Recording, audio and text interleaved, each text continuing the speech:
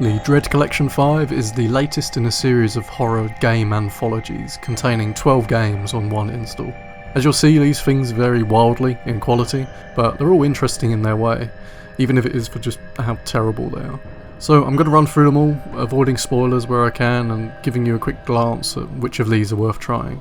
But by all means try them all. The asking price is really low for 12 games and I got around 8 hours total out of them. Ain't terrible for $8. The collection starts off strong with Hansvuoti, an interesting short PS1 style game set in 19th century Finland during a festival. You play a cowardly child being bullied by the other children. You have to avoid them or things will slowly get darker as you become more and more stressed. Reminded me of Midsummer, and hopefully it's not too much of a spoiler to say it's also channeling in the film Cario a lot. Good music, good atmosphere, really solid start. Next is Gallery, the longest and perhaps the most interesting out of all of these. This is a genuinely unnerving, pure, psychedelic nightmare horror tale set in a fascinating universe where the natural and supernatural overlap.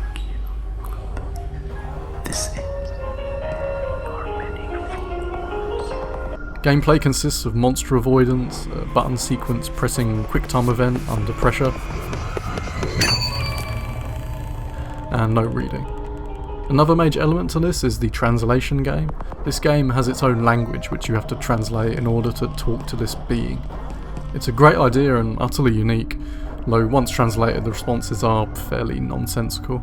Get this collection for this one game alone. It's incredibly memorable and I'll be looking into the other games this guy has made now. Next is Book of the Dead.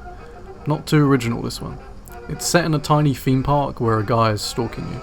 You're supposed to figure out the puzzle with this book while having to go and reset breaker switches around the park. If you make too much noise, the guy appears and tries to stab you. You can get out of this quick time event by just spamming your clicks. You're not punished at all for clicking outside the zone.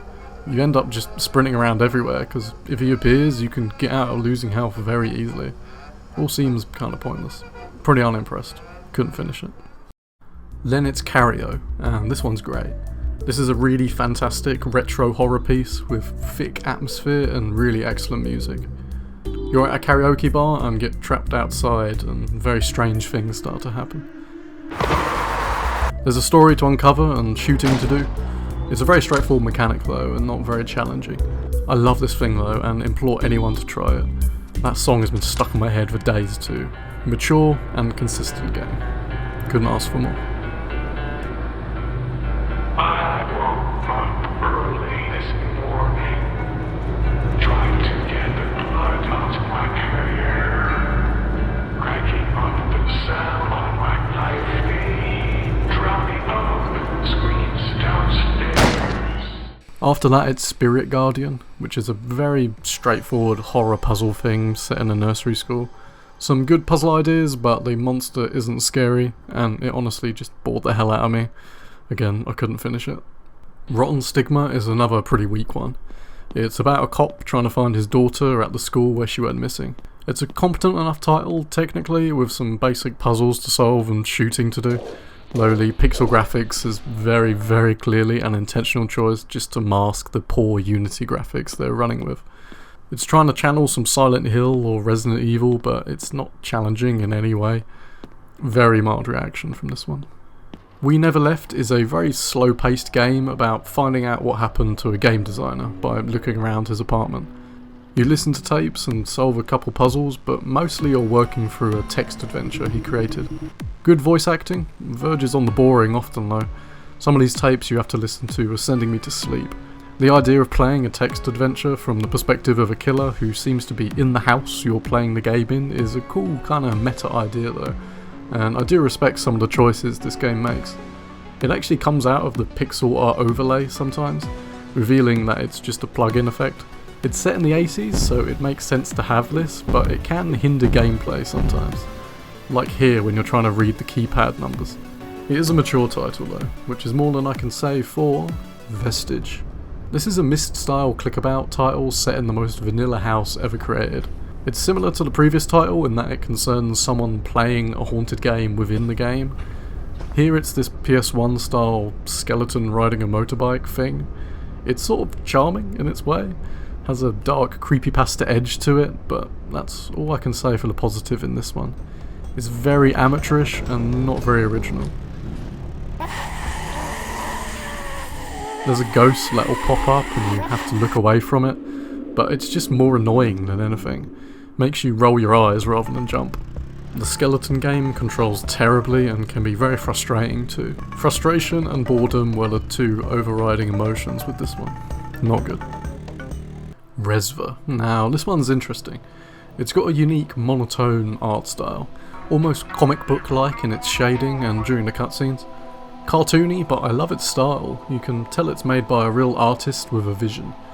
You are off to go and find your friends at a new club that's opened up in town. Very much inspired by the drugged up atmosphere you might find at such a place. A little too abstract for its own good and not much of a story. Short too, but certainly worth trying.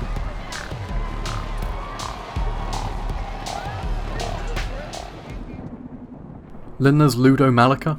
This is a simple and amateurish one again. It feels like it was made by a teenager. You're playing a board game and have to keep getting up and turning the lights off with a monster about. Starts off tense, but the monster isn't scary and it can frustratingly phase through doors. Also, the peek button is hilariously useless. Simple enough and reasonably effective, but that's all I can say for it. Not great. Second to last is Beyond the Curtain. Here you play as a kid who falls asleep during a puppet show and wakes up alone. It's appropriately nightmarish and simple enough, creative in its way but doesn't have much content to offer. It's effective enough but quite repetitive, especially with its simplistic environments. It's short and still manages to verge on boring several times, especially if you die and have to retread the same areas over again. Could be better. The last one is Interim. Now this one starts off promising, with amusing live action moments, but it quickly descends into a world of utter psychedelic nonsense, without any ideas to really ground it. Some of the other games here are set in a psychedelic world, and I like them well enough, but I can't quite put my finger on what it is here that makes me feel so frustrated, bordering on furious with this title. To make these kinds of games work, there needs to be a story at the base of it all to ground you. The setup it gives you before you play seems fair enough, then it immediately falls to having nonsense for nonsense's sake. I simply can't defend it on any level. Just clutter for your eyes. Often the clutter is eyes, actually. Add to that a constant feeling of what am I supposed to be doing, and it's no fun. It makes you do a bridge building puzzle where you have to move these planks, but there's no mechanic for manipulating them, and even just picking them up is awkward and inconsistent. I was just done at this point. No more. Sorry mate, I can't do it. And that's all of them. This collection was really interesting. They go from fascinatingly elegant art to fascinatingly awful crap. It's just great to get into the minds of these indie game developers though. The auteur ones at least. Some of these people are artists at the top of their game who know their limitations and know how to deliver an experience, but some come across like teenagers who are only just learning the ropes. Still others seem like people in their 20s who really should know better. Either way, this was a great experience to blast through with you, and I can't wait to check out the back catalogue of this Dread collection, as well as check out some of these individual creators. Buy it, try them all, see what you think. There's a couple titles here which would justify the price on their own. Let me know your favourite if you check them out, and take care. Peace.